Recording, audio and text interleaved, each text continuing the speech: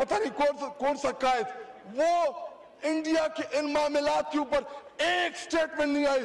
जनाब deputy speaker साहब, मुझे टीपू सुल्तान के वो एक कॉल याद आ रहा है कि अगर एक लश्कर जिसका सरदार शेर हो और उसके साथ लश्कर में गीदड़ हो तो वो शेरों की तरह लड़ते हैं।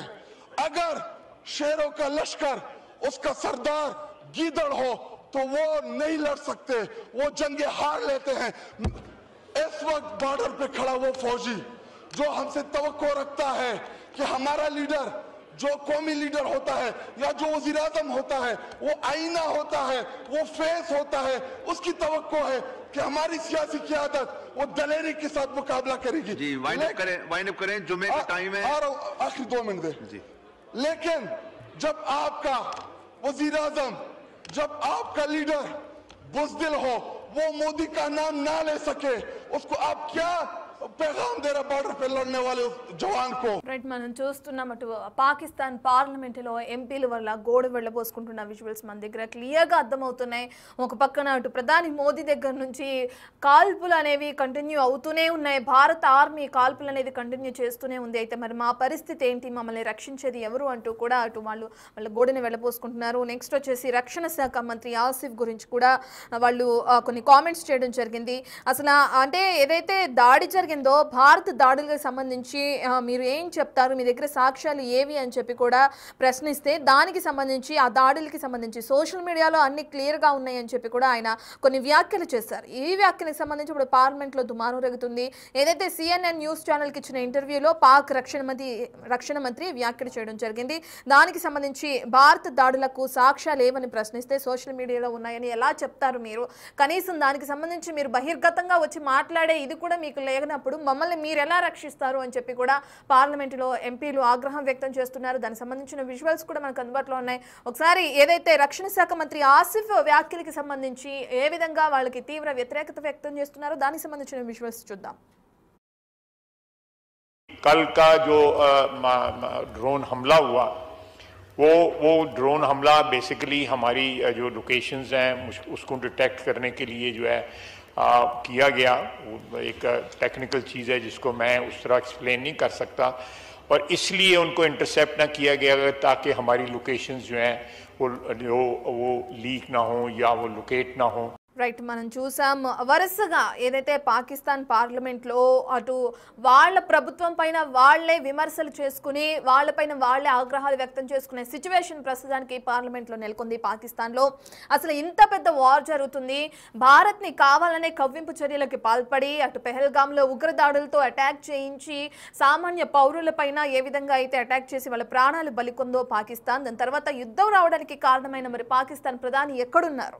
ప్రస్తుతానికి ఇదే క్వశ్చన్ అటు పార్లమెంటులో కూడా వినిపిస్తుంది. ఇంత ఘోరంగా యుద్ధం జరుగుతుండే ప్రధాని ఆచూకీ ఎక్కడ అంటూ కూడా కామెంట్లు చేస్తున్నారు ఎంపీలు. ప్రస్తుతానికి అసలు వాళ్ళు ఏమంటున్నారు ఏంటో కూడా మనం విన్నాం. ఇంకో బయట మన దగ్గర ఉంది, దాన్ని కూడా ఒకసారి చూద్దాం.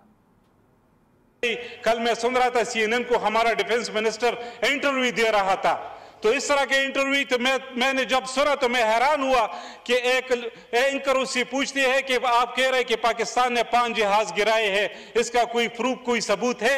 तो ये कहता है सोशल मीडिया। अफसोस की बात है, इस तरह का जवाब इसको देना चाहिए था। రైట్, ఇక వరుసగా అటు పార్లమెంటులో ఎంపీలు ఏం మాట్లాడుతున్నారో, దేని గురించి ఆగ్రహం వ్యక్తం చేస్తున్నారో, దేని గురించి వాళ్ళ గొంతుని పాక్ పార్లమెంట్ పరిస్థితి ఏ విధంగా ఉంది, అసలు అక్కడ గవర్నమెంట్ ఏం చేస్తుంది, ఆపరేషన్ సింధూర్ వాళ్ళపైన గట్టి ఎఫెక్ట్ చూపించింది అనుకోవచ్చా?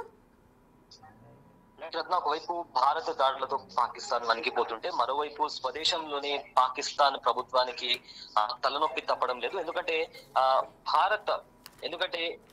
ఎందుకంటే భారత దాడులతో విరుచుకుపడుతుంటే పీటీఐ పార్టీ కార్యకర్తలు జైల్లో ఉన్న మాజీ ప్రధాని ఇమ్రాన్ ఖాన్ ను విడుదల చేయాలని కూడా నిరసన చేస్తున్నారు. ఈ నేపథ్యంలో కంప్లీట్ గా పాకిస్తాన్ పార్లమెంట్ లో అయితే ఈ యుద్ధానికి సంబంధించి అక్కడి ప్రజలతో పాటు కొంతమంది పీటీఐ పార్టీతో పాటు కొంతమంది నిరసనలు చేపట్టారు. అయితే తాజాగా పాకిస్తాన్ ఎంపీ షాహిద్ అహ్మద్ పాక్ ప్రధాని షెహబాజ్ షరీఫ్ ను తీవ్రంగా విమర్శించారు. షెహబాజ్ పిరికివాడు అని ఎక్స్ప్లెయిన్ చేశారు. అదేవిధంగా భారత ప్రధానమంత్రి నరేంద్ర మోడీ పేరును కూడా ప్రస్తావించడానికి భయపడుతున్నారని కూడా ఆరోపించారు. అయితే అదే సమయంలో టిప్పు సుల్తాన్ చెప్పిన ఒక కోట్ ను కూడా ప్రస్తావించారు.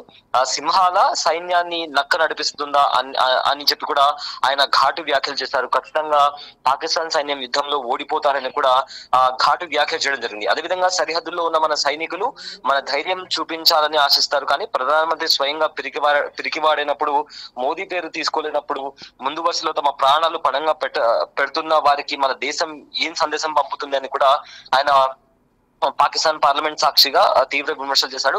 అయితే అంతకు ముందు ఎంపీ తాహిర్ ఇక్బాల్ కన్నీళ్లు పెట్టుకుని దేవుడే మమ్మల్ని కాపాడాలి అని చెప్తూ ఏడ్చిన వీడియో కూడా వైరల్ అయింది.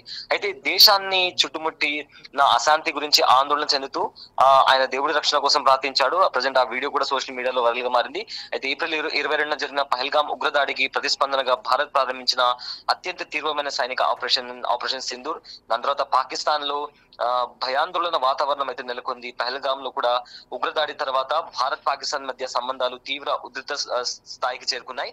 అయితే ప్రతీకారంగా భారత్ ఆపరేషన్ సింధూర్ ప్రారంభించింది. పాకిస్తాన్ అదేవిధంగా పాకిస్తాన్ ఆక్రమిత కాశ్మీర్ లోని ఉగ్రవాద శిబిరాలను లక్ష్యంగా చేసుకుని వరుస దాడులు చేసింది. అయితే ఆ దాడి తర్వాత పాకిస్తాన్ ఆర్మీ చీఫ్ ఆసిమ్ మునీర్ కానీ లేదా పాకిస్తాన్ ప్రైమ్ మినిస్టర్ గానీ వీళ్ళిద్దరూ పెద్దగా బయటికి రావట్లేదు. జస్ట్ ఒకసారి ప్రైమ్ మినిస్టర్ ఒక 2 days బ్యాక్ పార్లమెంట్ లో మాట్లాడినప్పటికీ కూడా దాని తర్వాత ఆయన ఎక్కడ కూడా బయటకు వచ్చి బలంగా ఆర్మీకి భరోసా ఇవ్వడం కానీ లేదా ఆర్మీని ఉద్దేశిస్తూ మాట్లాడడం కానీ ఇలాంటివి, లేదా క్యాబినెట్ మీటింగ్ పెట్టడం కానీ ఇలాంటివి ఎక్కడ జరగలేదు. సేమ్ పాకిస్తాన్. సయ్యద్, మీరు చెప్పినట్లుగా చూస్తే వాళ్ళిద్దరూ అసలు బయటికి రావట్లేదు, ఆర్మీ చీఫ్ కానీ అటు పాక్ ప్రధాని కానీ బయటికి రాకుండా మరి ఆదేశాలు ఎవరిస్తున్నారు వీళ్ళకి? అంటే ఇప్పటికే మనం చూస్తే ఇటు జమ్మూ కాశ్మీర్ ఎయిర్పోర్ట్ పైన రాత్రి మిసైల్ దాడి చేయడానికి ప్రయత్నించారని కూడా తెలుస్తుంది. వరుసగా ఈ ఘటనలు కొనసాగుతూనే ఉన్నాయి, ఎక్కడ వెనకడుగు వేయకుండా. అంటే నష్టపోతే పాకిస్తాన్ ప్రజలు నష్టపోతారు, లేదంటే ఇక్కడున్న జవాన్లు నష్టపోతారు, వాళ్ళ ప్రాణాలు పోతాయి, అంతేకాని మేము ఎక్కడ వెనక్కి తగ్గమన్నట్లు ఉన్నాయి వాళ్ళిద్దరి చర్యలు. మరి బయటికి రాకుండా వెనకుండా ఎందుకు నడిపిస్తున్నారు? అంటే వాళ్ళ ప్రాణాలని వాళ్ళు సేఫ్ జోన్లో ఉంచుకోవాలి అని చెప్పి బయటికి రాకుండా ఒక సేఫ్ జోన్లో ఉన్నారనుకో. అసలు పాకిస్తాన్ లోనే ఉన్నారా వాళ్ళిద్దరు?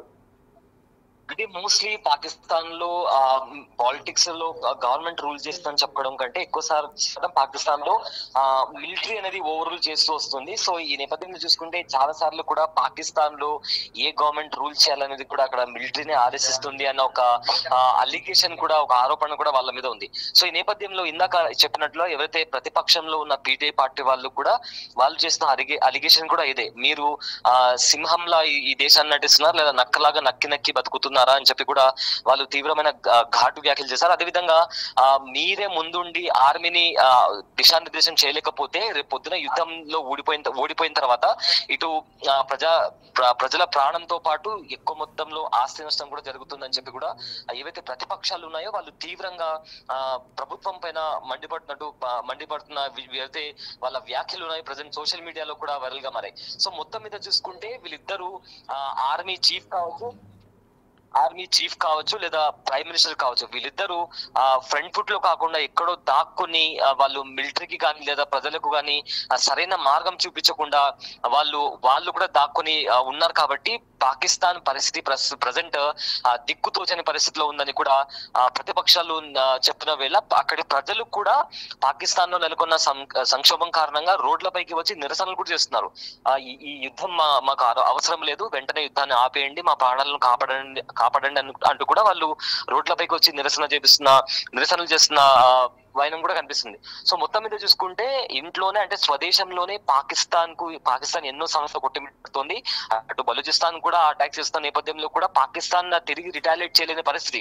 సో మొత్తం మీద చూసుకుంటే అసలు ముందుకు ఎలా వెళ్ళాలి అనే ఒక ప్రాపర్ స్ట్రాటజీ లేకుండా కంప్లీట్ గా పాకిస్తాన్ అండర్ ప్రెషర్ ఏం చేస్తుంది అనే ఒక ముందస్తు ప్లాన్ లేకుండా